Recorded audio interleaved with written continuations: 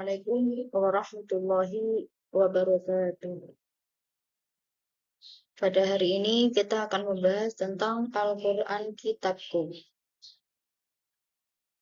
Pokok pembahasan dalam materi hari ini adalah pengertian Al-Quran secara bahasa, pengertian Al-Quran secara istilah, nama-nama Al-Quran, perilaku orang yang berpegang teguh pada Al-Quran, dan rangkuman.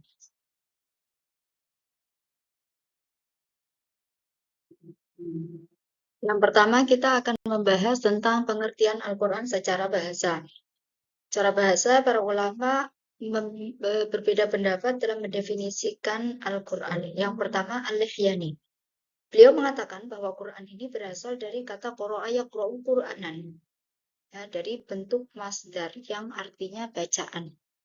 Yang kedua, Al-Asy'ari. Beliau mengatakan bahwa Quran terambil dari kata korona yang artinya menggabungkan sesuatu dengan yang lainnya. Yang ketiga, Al-Farra. Beliau mengatakan bahwa Quran berasal dari lafal qoro'in yang merupakan jamak dari korina yang berarti petunjuk atau indikator. Yang keempat, Az-Zujaj. Beliau mengatakan bahwa Quran merupakan sifat dari Al-Qur'u yang sewazan dengan kata fu'alan yang artinya al-jam'u, yakni kumpulan. Dan terakhir, Asy-Syafi'i, beliau mengatakan bahwa Al-Quran adalah isim alam, bukan kata bentukan, mustaq atau istiqaq dari kata apapun. Jadi sebagaimana menurut ulama sebelumnya, itu kan Al-Quran terambil dari beberapa kata. Sedangkan menurut Asy-Syafi'i ini tidak. Ya, jadi Al-Quran ini merupakan nama khusus bagi Al-Quran, bagi kitab yang diturunkan pada Nabi Muhammad. Sebagaimana kitab sebelumnya, yakni Zabur, Taurat, dan Injil. Quran secara terminologis. Para ulama juga berbeda pendapat dalam mendefinisikan Al-Quran secara terminologis.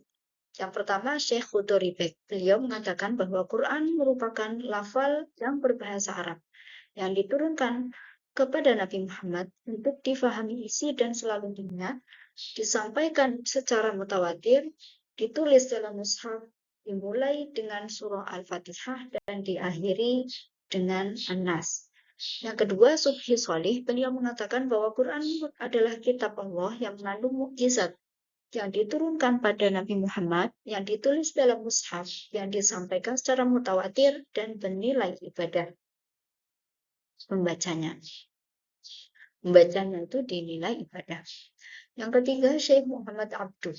Beliau mengatakan bahwa kitab atau Al-Quran adalah bacaan yang tertulis dalam mushaf yang terpelihara dalam dada orang yang menjaganya dengan menghafalnya, yakni orang-orang Islam.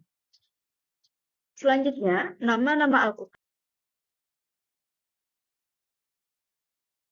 Jadi Al-Quran ini tidak hanya satu-satunya nama bagi kitab yang diturunkan kepada Nabi Muhammad ini. Ya, ada beberapa nama. Bahkan menurut Imam As-Suyuti, dalam kitabnya Al-Itqan fi Ulumil Quran, beliau mengatakan bahwa Quran ini memiliki 55 nama. Namun yang kita sebutkan di sini adalah beberapa nama yang populer saja. Yang pertama, Al-Quran. Kata Al-Quran ini merupakan nama yang paling populer dan paling sering dilekatkan pada kitab suci terakhir ini. Kemudian kata Al-Quran juga memiliki nama Kitabullah, yang artinya kitab suci Allah. Kemudian Al-Furqan, yang artinya pembeda. Maksudnya adalah pembeda antara yang hak dengan yang batil. Al-Dzikr. Nah, Dzikr ini pemberi peringatan. Maksudnya adalah yang memberi peringatan pada manusia. Kemudian At-Tanzil, yang artinya diturunkan.